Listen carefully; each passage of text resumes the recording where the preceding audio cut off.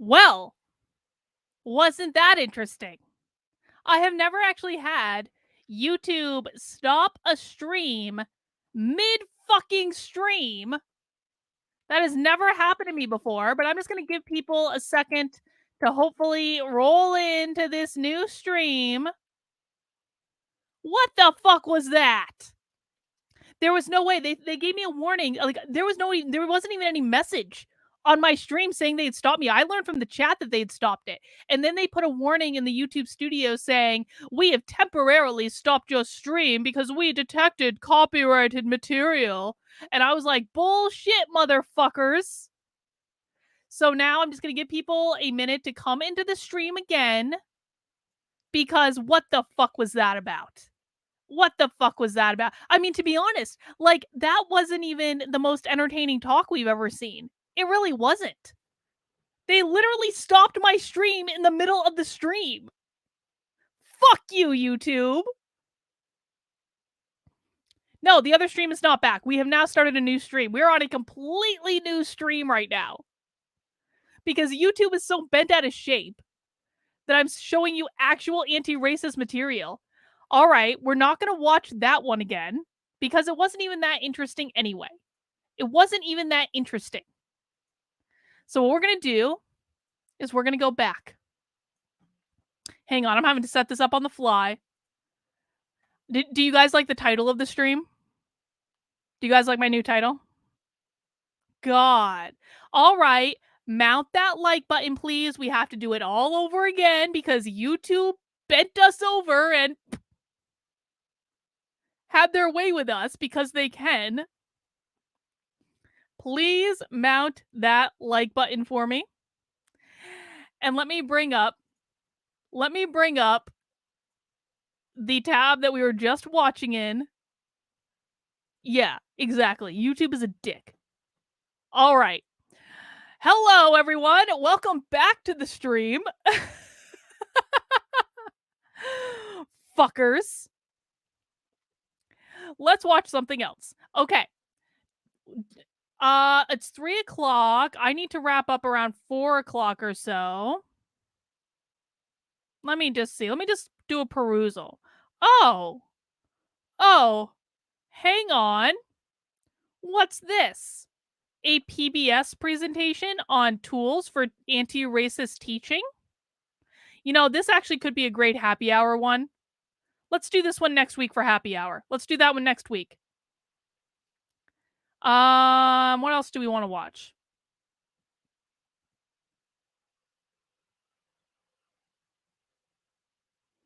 That's a good one to watch. I'm looking for shorter ones right now. Oh my god, there's so much good stuff here. Oh my gosh. All right, we have some options. Let me put a poll. I would like to watch something a little bit shorter today. Oh, fuck. Hang on. No, we don't have time to watch. We're definitely watching this Kendi one at some point. I'm pulling stuff for happy hour now. Okay, let's go back and watch one of these Harvard ones. Let's watch it. This was the second vote getter. So let's watch this stream. It's 35 minutes. Understanding our commitment to anti-racist education from the Harvard Graduate School of Education. Let's go.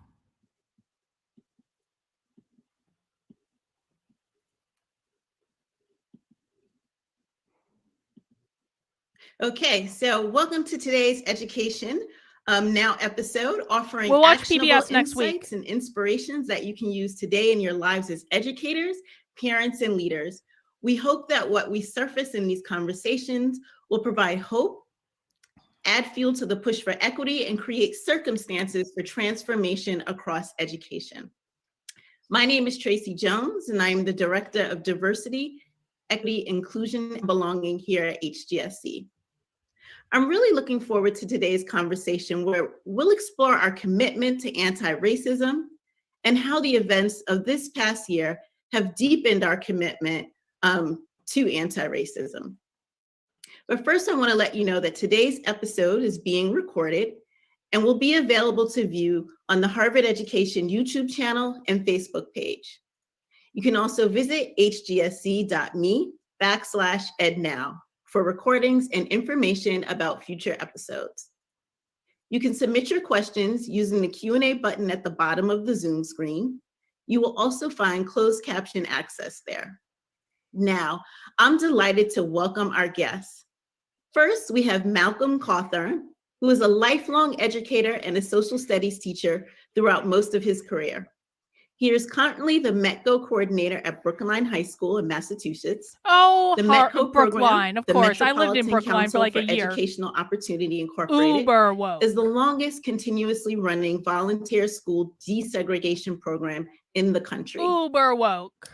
Our next guest is Dr. Jennifer Cheatham, EDM 06, EDD 10, and she is a senior lecturer on education and the co-chair of the Public Education Leadership Project, also known as PELP, here at HGSC. Prior to HGSC, she served for over 6 years as a superintendent of the Madison Metropolitan School District in Wisconsin. And last but not least is Heidi Shen, EDM 07, who is a journalist, public radio, and podcast producer.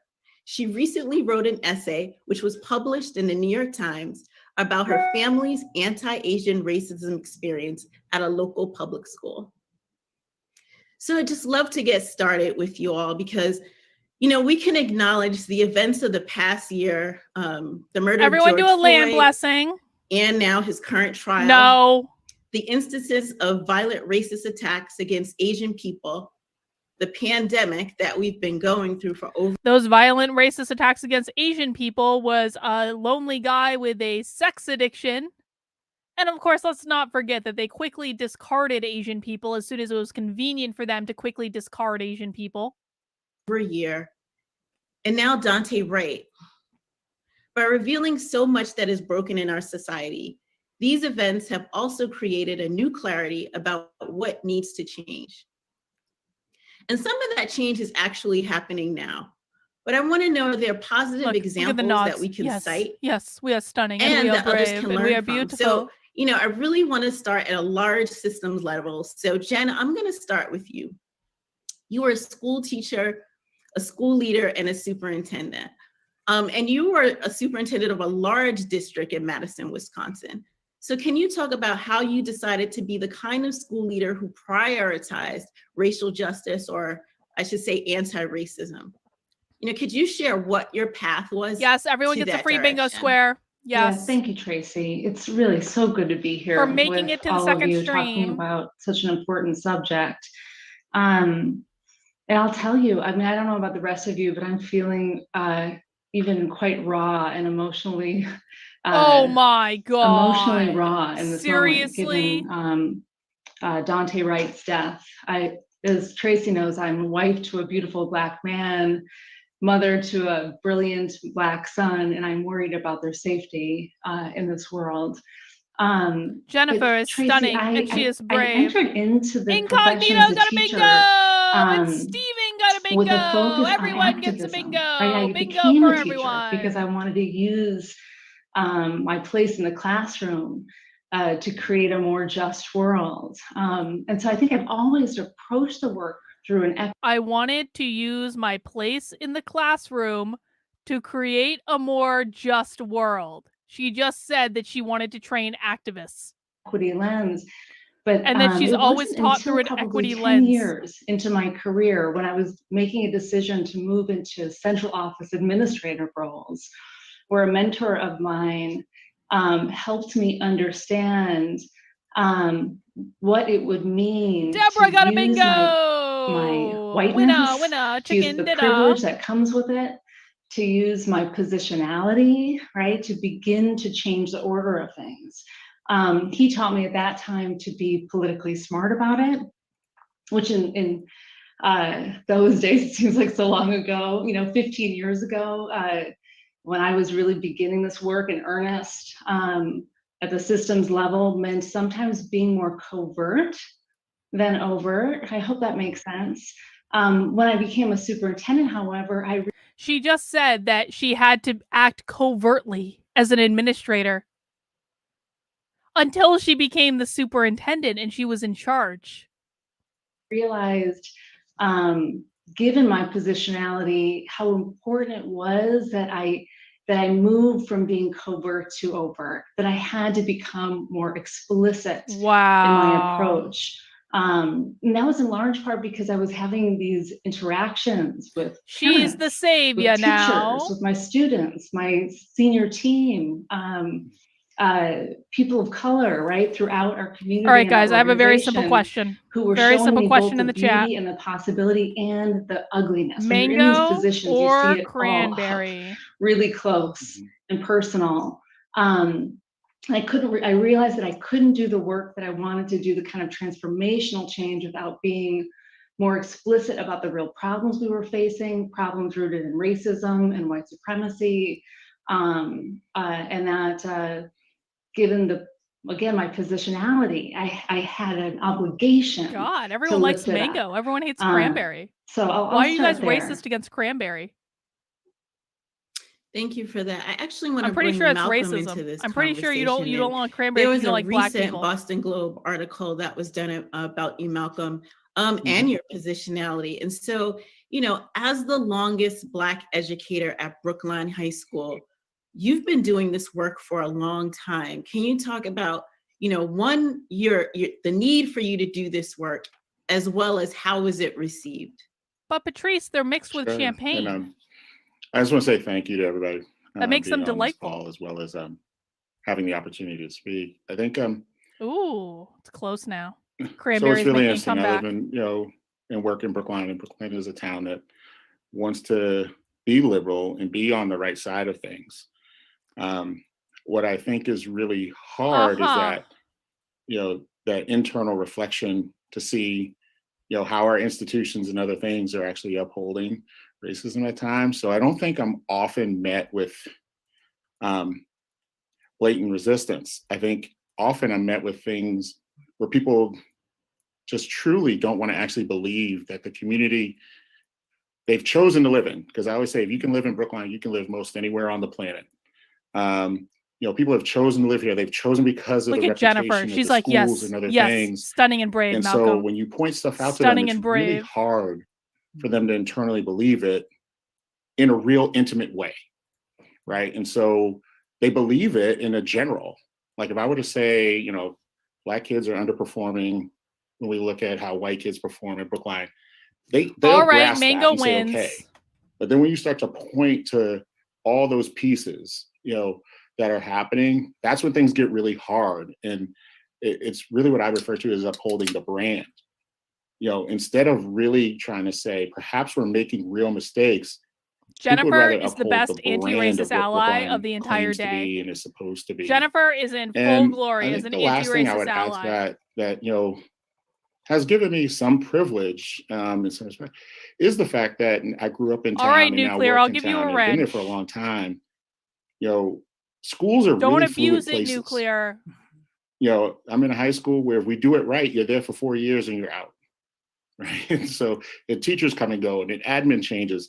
And so, if you don't really have institutional understanding with a lot of depth and longevity, then it makes it really hard. So even knowing I have that, sometimes that still falls into disbelief because people are new and they've heard all these other things. And they're like, well, I don't want to believe I actually paid all this money, pay these taxes, and the schools aren't what I thought they were going to be.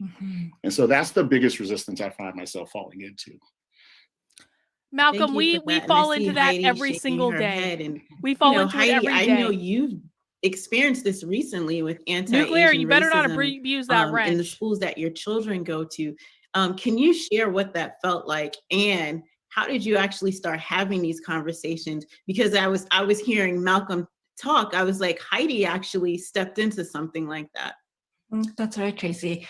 Yeah, so at the start of the pandemic, I had a first grader who was in our local public school, and they actually had this school assignment where they're supposed to identify a problem in the world and then how they felt like as kids they could be solving it. And a student during the class discussion actually raised her hand and said, coronavirus is a problem and Chinese people should not be allowed on in his this best country. Behavior. And kids later asked my daughter, are you Chinese? And a few weeks later, my daughter's at her after school program, and another child pointed at her and said, "I can play with all the other kids here, but I cannot play with you because of China virus." And, in both virus. instances, as parents, we were really caught off guard. Yeah, and I don't surprised. believe this. And the educators Bullshit. in our I don't lives, who believe are, it. are really wonderful, supportive teachers, were also Bullshit. caught off guard and did not know how to respond. And that's why, as a journalist, I decided to go and actually talk to experts. I talked to child. Let's just be honest for a second. China is responsible. China will never be held responsible. China inflicted this on the entire fucking world. They are responsible, not the Chinese people. China, the Chinese Communist Party, and we're not allowed to say it. The Chinese Communist Party is responsible for all this bullshit. If you don't like it, take it up with the Chinese Communist Party. Psychologists and others who've been involved with this kind of thing. China does fucking owe us that's what resulted reparations. in this piece that I wrote for the New York Times. It's true. Yeah. Kung That flu. actually Yes. is difficult. I know, from personal experience, as a Black person, when you're young, your parents give you the talk. So you're walking into classes and institutions with that in the back, but it's still difficult. And so Malcolm or Jen, if you can answer this question, as folks who are part of the education system, how do you deal with that? Because sometimes children are understanding what's happening, but they're also looking for the adults to support them through that.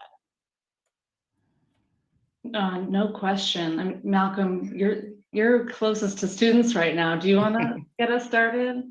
I don't mind. I think one of the things I always remind, particularly teachers and faculty and staff, is you have to remember who is the adult. And as adults, if we don't actually confront those things, then in my opinion, we're not actually teaching. My job as a social studies teacher is not only to teach content, right? It's to also help children see their place in the world through that content. And so to me, when that was said, and I'm so sorry, Heidi, to hear that, because the main thing we're supposed to do is keep kids safe, both emotionally and physically. And so it pains me, even though I know it's real and I know it's happened. To me, that teacher had an opportunity to teach every child in that room. And I think sometimes we are caught off guard and we miss things, but you can see them and fix it the next day. And too often we don't do that. All I'd those love to tell you I'm bobbleheads are perfect. making me I'm not. dizzy. It's There's times I true. miss stuff. It's true. What I have become very good at is then revisiting, and particularly in this case, checking on what should be Heidi's daughter and make sure they're okay, and understand that what was said to them was wrong, and then make sure all the other kids understand that. And so, I see this, as an opportunity for global learning within that classroom, and teachers have to jump into that and be willing to jump into that, and not live in fear of that. As particularly when, especially at the high school, we teach so much controversial material, whether it's a book, whether it's we teach so much, but when that stuff happens in class, too many teachers balk. Breaking news from Julie in the chat. Just got a news alert on my phone. NIH director confirms agency hid early COVID genes at request of Chinese scientists. I know we're all shocked. Yeah, I'm supposed to teach you the world will hate you because of your race and sexuality. Exactly, Alex. That's right, Malcolm. And I would also add that I love that you would really talk to the child in the classroom about what happened, how they felt. Did you hear that? She slipped up. She almost said your child. She almost said your child, and then she changed it to child in the classroom. Let's listen to that again. She slipped up. These people really do think your kids are their kids. Listen to it closely. She slips up. Material, whether it's a book, whether it's, we teach so much, but when that stuff happens in class, too many teachers balk.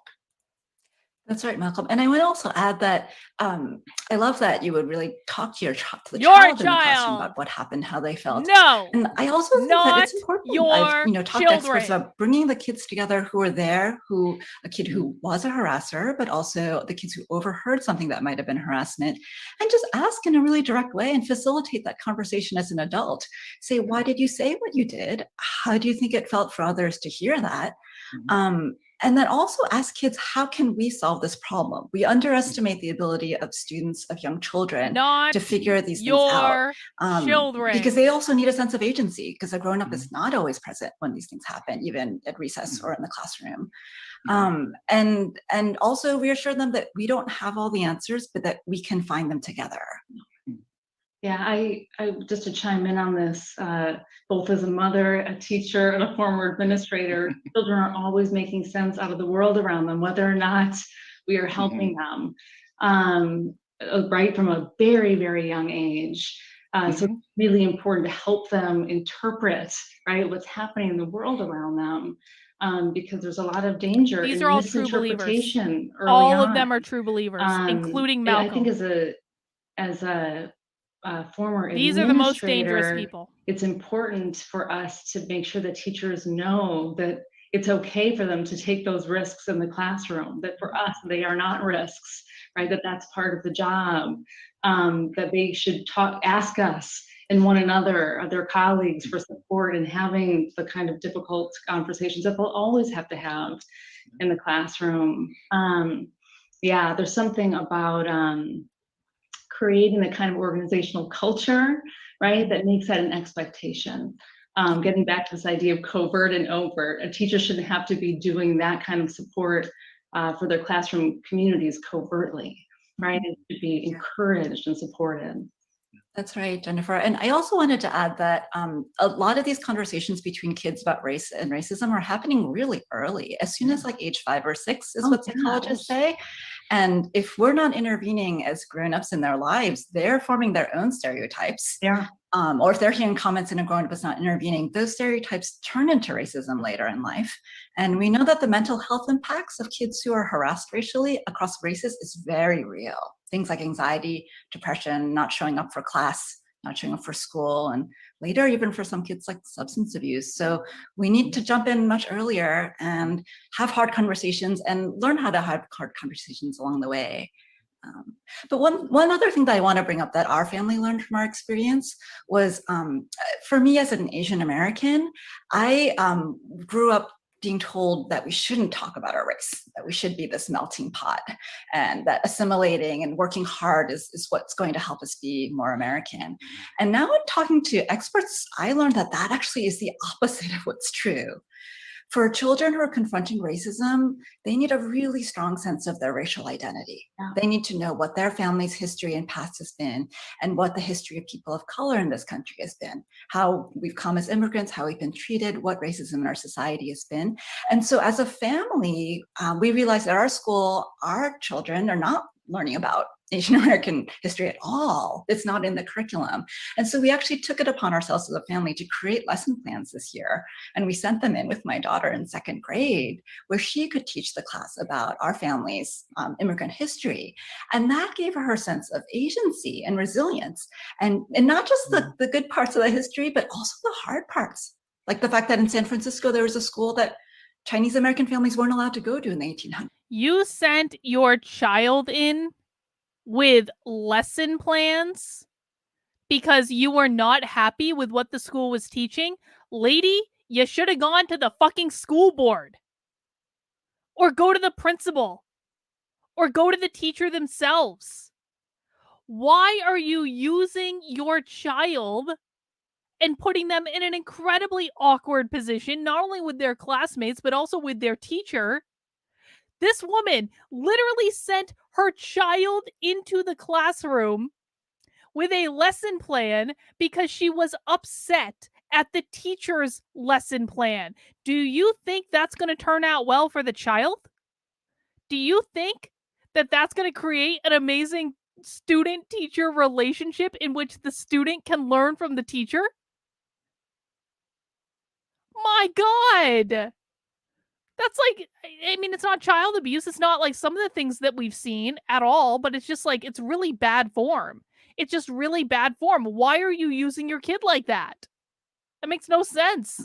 Right, because of racism. But then there was an 8-year-old girl who stood up and took her parents to the Supreme Court and had that changed.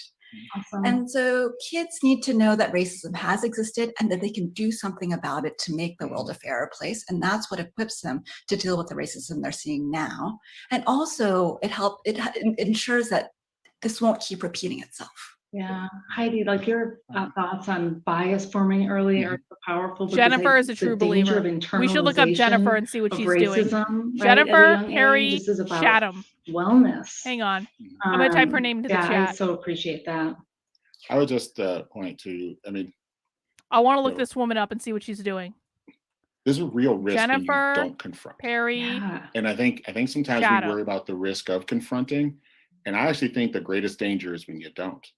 Like, you know, as a classroom teacher, think about the community you're trying to build and what gets lost when you don't confront Harvard that. faculty, senior And, lecturer on education. And I would say not just Heidi. I think that's actually an American thing. Race was one of those taboos that you were not supposed to talk She about. co-directs for a the very Public long time in our Education country's Leadership history. Project. And so That woman's going to have some because of that, skeletons. it is Mark this my sort of words. lightning rod She's going to thing. have But some skeletons. I would actually challenge, you know, Mark there's my great words. loss when you don't confront that. Not just perhaps Heidi's daughter, but like think about like anytime you need to come to something controversial, you know, you're going to be, you know, tiptoeing through it instead of coming with a place and sense of purpose to That's exactly right, confront. Malcolm. Yeah. I think talking about race is hard, but not talking about it is making the problem worse. Yeah. And another thing I wanted to bring up that our family did was we realized like representation matters. And so this past year, as we saw all the racial issues our country is dealing with, we filled our house with books with people of different color, skin, and backgrounds and experiences, and toys and dolls and movies and characters. And because, you know, we like children of color need to see themselves represented. And my daughter has jumped up from the couch when she's read books and said, "Oh my gosh, Mindy Kim is like me." And as parents, Bullshit. I Bullshit. needed That has to never learn happened. about my Bullshit. grandmother's I don't history. I believe read it. Minjin Lee's book, and I don't said, believe like, it at oh, all. that's my family story that I never knew about. Okay. And it's when we grow these roots and our children grow. How many of you in the chat, I know this is not a representative sample of humanity, how many of you in the chat, when you read a book when you were a kid, jumped up on the couch and said, "Oh, they're just like me"? I read a lot of books as a kid. I was a reader. I was reading at like a 4th grade level when I was like 4 years old. I actually would get detention in school because I would read my books in class and ignore the teacher entirely because I didn't even have to pay attention to get an A on the test. No, that has never happened. It has never happened in the history of humanity that a child reads a book at home and jumps up on the couch and declares, "They look like me." Bullshit. Things that didn't happen. These roots, they know how to confront the racial harassment and the racism that they're seeing. And so we're working with our schools and after school programs to ensure that these books and these movies and these videos and these media is available to them and part of their curriculum too right now. And also if there are books that are perpetuating stereotypes, we're working on getting those pulled from shelves too, because those exist as well. Oh, yeah. I appreciate that. Wait, because I did they just think admit banning parents need books? to hear that. Hang on, did they just admit to trying to ban books? Because I swear that Tim Pool said on his show a week ago with Daryl Davis that the left doesn't ban books. I swear that Tim Pool said that on his show a week ago with Daryl Davis. The left doesn't ban books. It's only these sex books. No, Tim. No. Let's listen to that again. People of different color, skin, and backgrounds and experiences, and toys and dolls and movies and characters. And because, you know, we like children of color need to see themselves represented. And my daughter has jumped up from the couch when she's read books and said, "Oh my gosh, Mindy Kim is like me. And as parents, I needed. Hang on. I'm gonna clip this real quick. I'm gonna clip it real quick. We're clipping in real time, people. Clipping in real time so I can put this on Twitter and inform Tim Pool that he was wrong. Clipping in real time. Let's go. And movies and characters, and because, you know, we, like, children of color need to see themselves represented. And my daughter has jumped up from the couch when she's read books and said, "Oh my gosh, Mindy Kim is like me." And as parents, I needed to learn about my grandmother's history. I read Min Jin Lee's book, and I said, like, oh, that's my family story that I never knew about. And it's when we grow these roots and our children grow these roots, they know how to confront the racial harassment and the racism that they're seeing. And so we're working with our schools and after school programs to ensure that these books and these movies and these videos and these media is available to them and part of their curriculum too right now. And also if there are books that are perpetuating stereotypes, we're working on getting those pulled from shelves too, because those exist as well. Oh, yeah.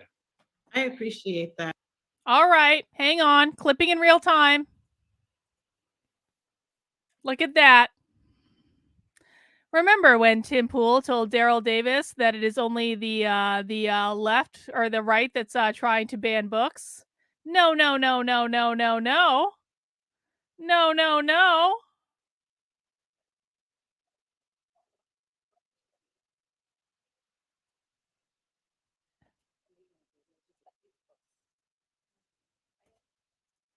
Hang on, I'm just clipping this real quick, guys. I know you can't see what I'm doing, but this is going to take about 30 seconds. I just need to make this clip real quick because this is just the easiest way to do it. Thank you for hanging out with me for 30 seconds. Mount that like button if you haven't already.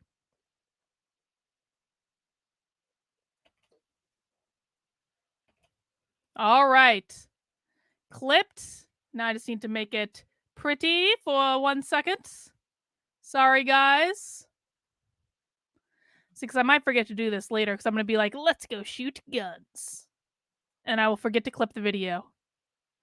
And of course, me showing up Tim Pool is like obviously my number one priority. Okay, it's not my number one priority, but it's just a nice bonus.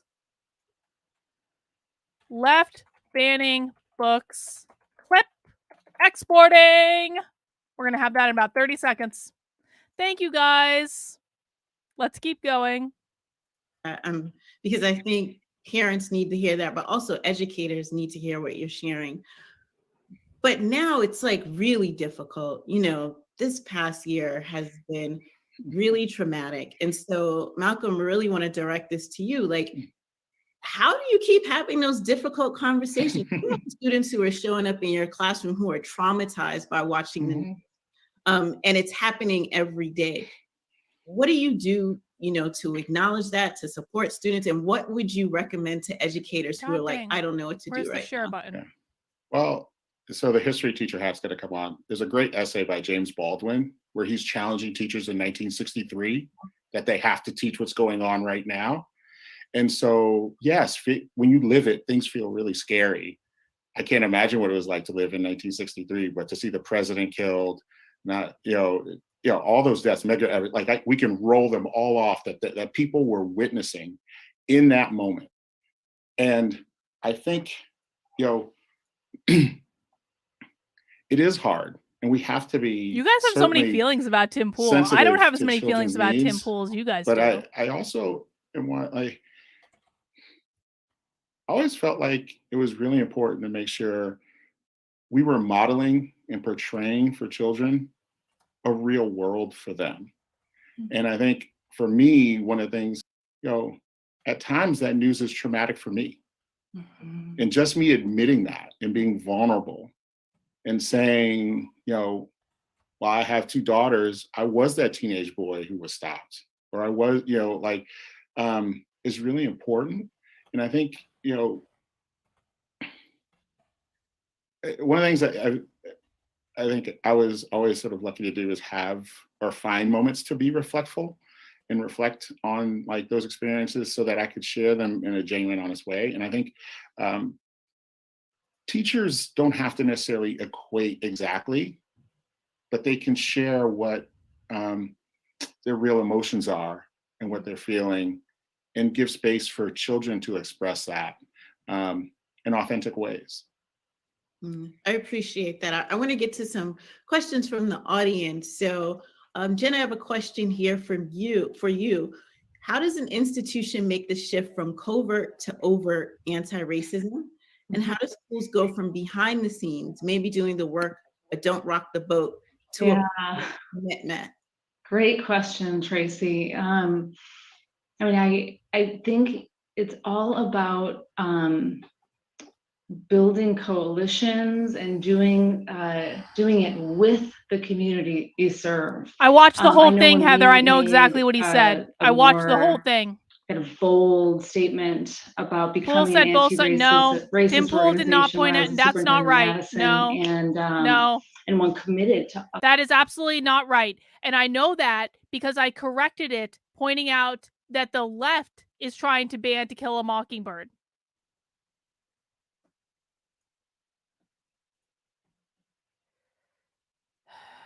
Okay, maybe, oh, fuck. I'll delete it for right now. I'm fairly certain that I'm correct. I'll delete the tweet for right this second. Patrice says, Timcast, yesterday they were discussing Daryl again, and he said maybe Daryl hasn't been caught up on indoctrination recently. It's colored his view negatively in a way I don't like. Well, good for Tim. All right. I will pull that clip for right now, but I have it for later. And I know for an absolute fact that I corrected that video saying that the left is trying to ban To Kill a Mockingbird. Anyway, let's keep going. Uplifting and cultivating Black excellence. We were What able tweets? to make that shift. What tweets? What tweets are you talking about?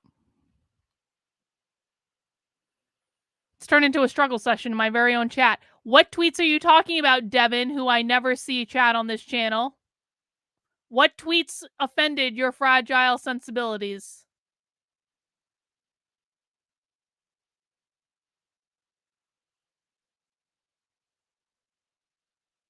I doubt I'm going to get an answer.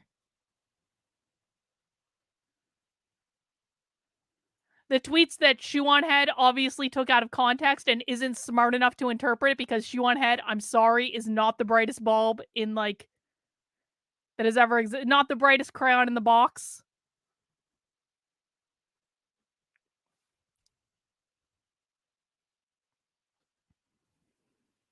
Yes, Shoe Head is basically advocating for socialism. And I think that Shoe Head has a wonderful opportunity to build up the little socialist utopia that she's been advocating for. That's what she advocates for, man. Listen, dude. So am I. And I'm like 8 times fucking smarter than she is. Yeah, Shu advocates for socialism, and I told her that this is a wonderful opportunity for her to advocate for her little socialist utopia. There's nothing to explain. This is what she advocates for. Now, she might not be smart enough to know that's what she's advocating for. I will totally, yes, well, because Devin, Shu is not smart enough to know what she's advocating for. Shu didn't understand my response because Shu is not smart enough to know what she's advocating for.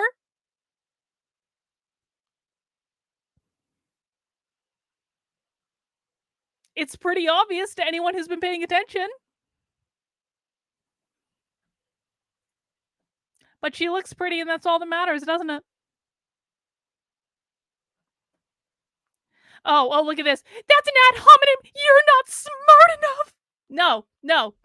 If Head isn't smart enough to know that she's advocating for socialism, and then I point out that she's advocating for socialism, and she doesn't realize that I'm pointing out that she's advocating for socialism because she's not smart enough to know that she's advocating for socialism,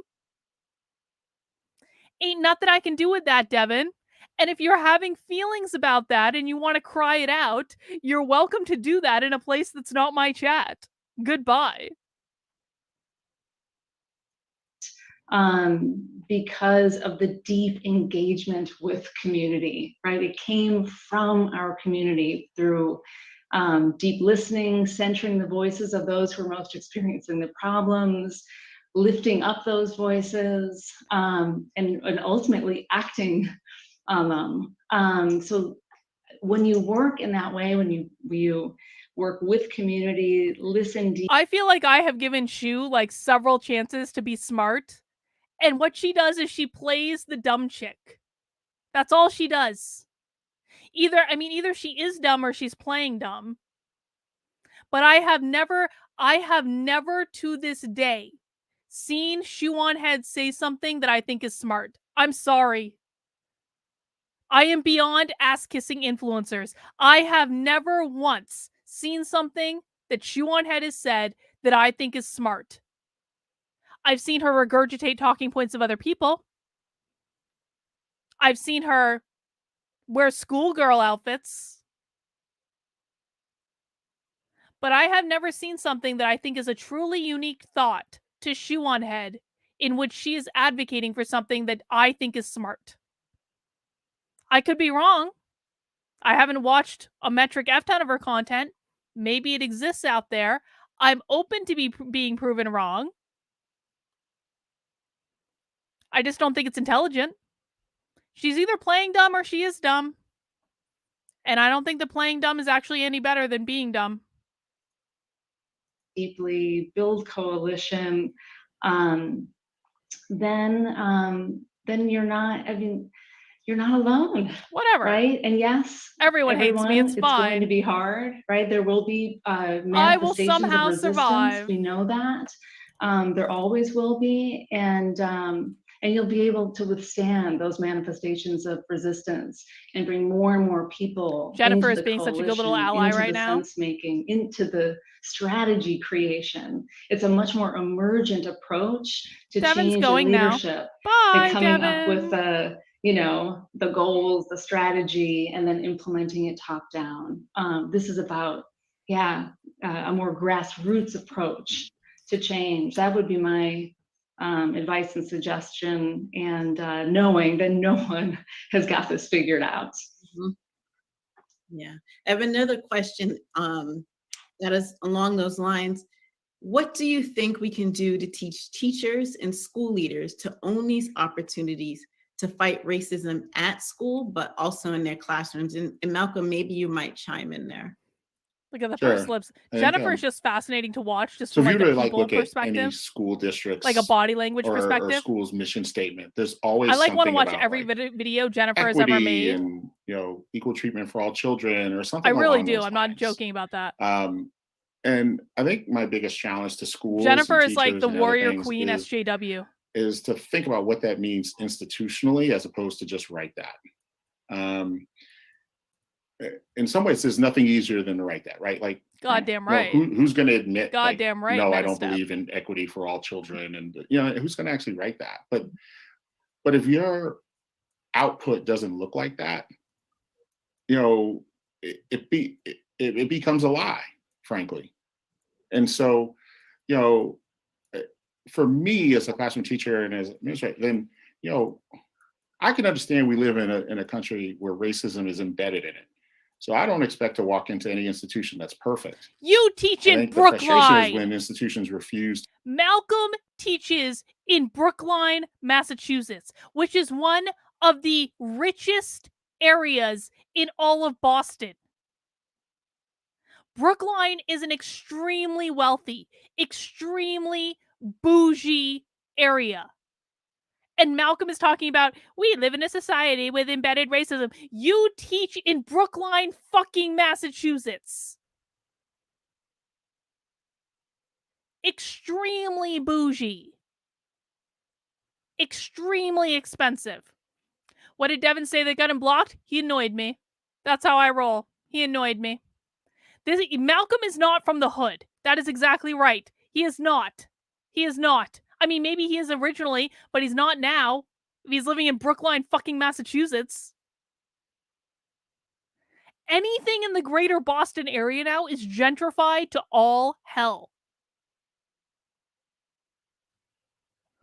even Southie of Goodwill Hunting fame is gentrified to all hell. No, he is saying Brookline, Massachusetts. Fun fact, you run through Brookline when you're running the Boston Marathon. It's so bougie, dude. To confront it and work to better it and make it real. Make all those mission statements and things in actuality.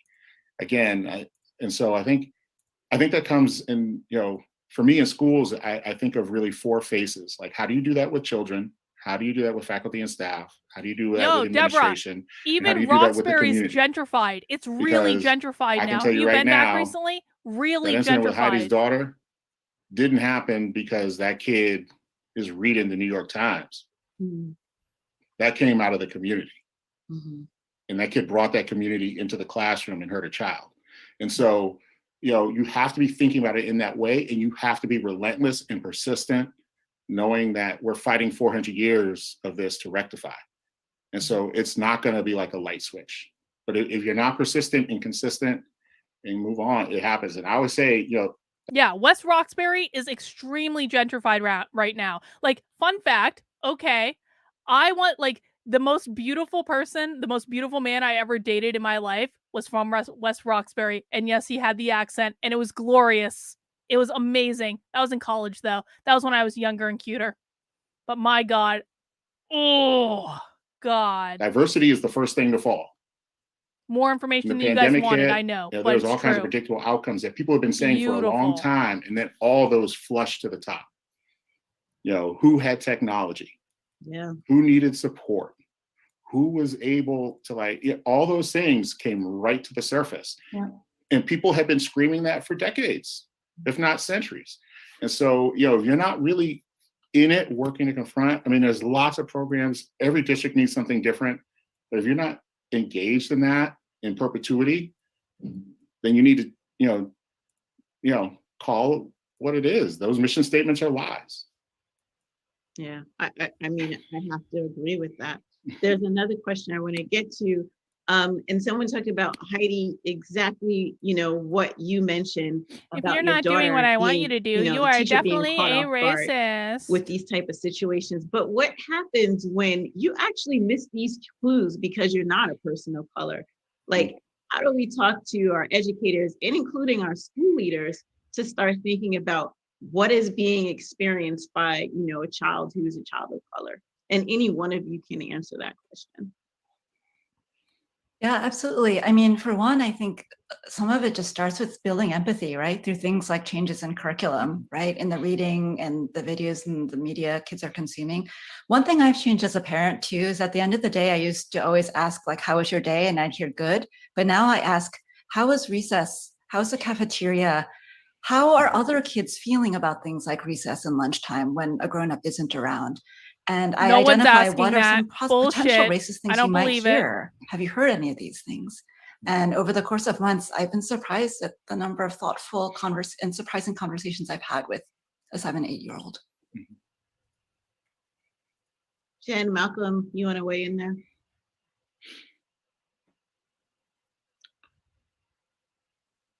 Tracy, can you repeat the question for me? Yeah, I think I lost that question. Yeah, okay. I had sense that was our issue was Heidi spoke to the teacher being caught off guard, but you're caught off guard because that's not an identity that you have as a person of color. So how can I understand, to respond to, or even see these things might be happening? Sure. I could jump in. Yeah. I think that's true for a lot of identities. And the reality is, as educators, we have to work to understand everything our children and their families are bringing to the table. I identify as a cisgendered heterosexual male. And, so that means, true believer, told ya. I also live with 3 women, 2 of which went to women's colleges. If I were to look them in the eye and say, well, as a cisgendered heterosexual man, conservatives will rise again. Well, listen. You guys got to vote for Kathy. You guys got to vote for Kathy in Pennsylvania. I do not believe if Kathy doesn't win in Pennsylvania, I no longer believe in the MAGA movement. Yeah, he did go there, I didn't he? get crucified in here, and rightfully so. And like teachers have to recognize and be willing to put in that work because none of that falls to them. I went through the same school system as everybody else. I didn't just magically learn about Black history. And sometimes we say things that just like, when people say, oh, well, I can't learn. I mean, and I say this all the time. I mean, just imagine if I said, well, I'm not white and I can't teach about white people in history. I would never get a job. And so, I think we have to really be thoughtful about that, and that none of us carry all the identities that our children are presenting either through themselves or through their families. And it's our job to make sure we're working to understand those as best we can. And if you have that moment where you don't, I mean, everybody's got Google. You're not like me, right, to go to those dingy encyclopedias my parents had to read stuff. Like, everybody's got Google. Go find it. He does make a good The only point other there. thing I would quickly add, Tracy, is just the idea of building trust, right, in classroom community. You can't predict all the things that will come up, right, in a classroom on any day, right, Malcolm? You cannot predict this stuff. And we all have blind spots. So like the idea of actively building trust. I love Zaretta Helen, Hammond. seriously? Helen is attending Kathy Barnett's reception on election night. Helen, you have to send us breaking news updates. You have to let us know what's going on. You have to let us know if there's gossip.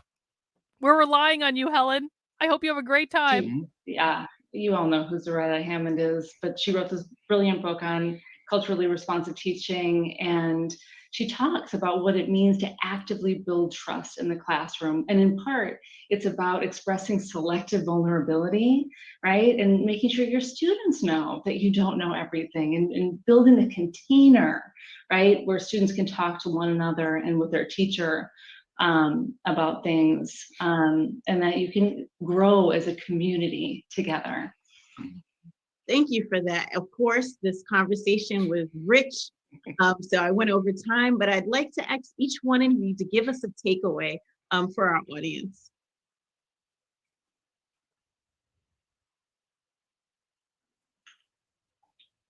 Yeah, I could start, if that's okay. I mean, teacher, the silence always has to be broken. I think the big thing, the power of stories is really compelling. So the case Heidi referred to, the Wale case in California. Like, I just remember hearing that story and immediately made a parallel because it read almost exactly as Ruby Bridges. And so I was like, oh my gosh, like, here's a girl, there's a brand new school across the street, she can't go because she's, and that storytelling is so really important on both ends, where teachers share about themselves to make kids feel comfortable, and giving the space for children to share their stories. And I would say, make sure we're providing those opportunities for our children. They have jobs because they are useful I can go idiots. Next. I think useful I've loved idiots. this conversation, everyone. It's just been such a pleasure to be with you today. I had a conversation with Chris Chapman, who is the founder of Kingmakers of Oakland. Just yesterday, he came to our class and he was talking about the importance of healing the fish while treating the toxic pond.